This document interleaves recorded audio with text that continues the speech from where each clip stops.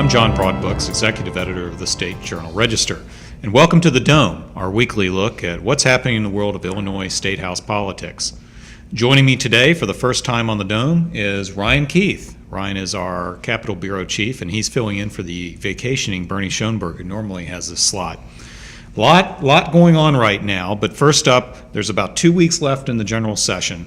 How in the world are they going to cram all this stuff with the budget into this short period of time? Well, your guess is as good as mine, John, and probably if you were able to predict, you'd be a wealthy man. They have a huge budget problem at this point, about $11.6 billion budget deficit. The governor has said it's time to raise taxes, it's time to tax drivers' fees, a mix of things, plus some pretty dangerous cuts, at least groups argue. To get to this point, lawmakers don't like various parts of the plan, but at this point there's no clear avenue to get around that. So what they've got to decide is what can we live with, what can we support, and get enough support to get out of here by the 31st. It won't be an easy task. Well, you got 3,000 people that were supposed to be fumigated about a week ago.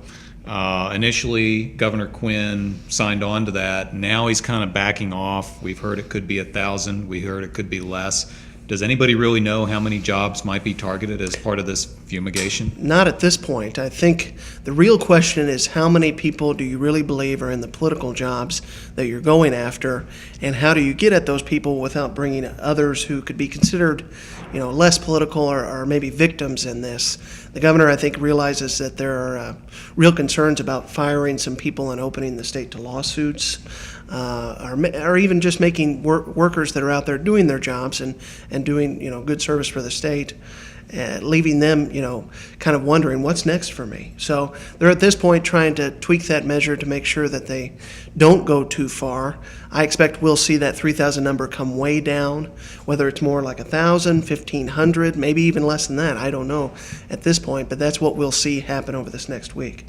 Well, it certainly is curious because we tried at the SJR to get a list of names who were at least what we thought was the 3,000.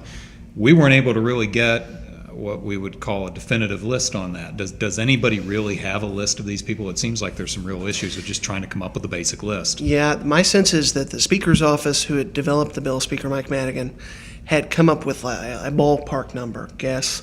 They say they don't have a list and won't be providing one.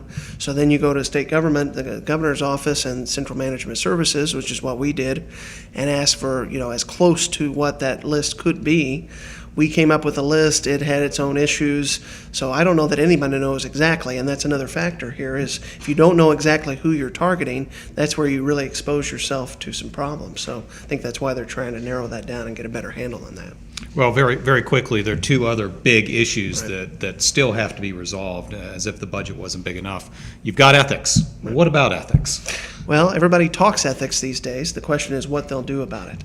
After the Governor Blagojevich's impeachment and subsequent indictment, state government, I think, feels some pressure to respond and say we're cleaning up our house. The ethics reform, the Illinois Reform Commission that Governor Quinn had formed has made a whole series of recommendations. Some of those probably will be approved. Others are probably too controversial to happen this year. So what they're sorting out now is what mix works best without going too far, but also not doing too little and making Illinoisans even more upset that government's not taking this seriously. Well, and then finally, let's not forget there's the Capitol bill. Right. Major capital construction program has been talked about for at least a decade. Every year there's always a snag on how do you pay for it and what do you include in it.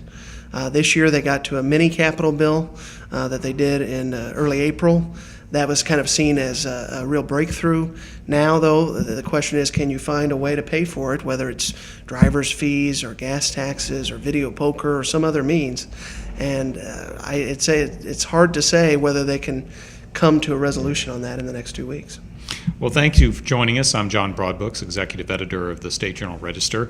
I'm joined by Ryan Keith, Capitol Bureau Chief for the SJR. And I want to remind you to check out our new state government website, The Dome. You can find that at http://thedome.sj-r.com. Thanks for joining us.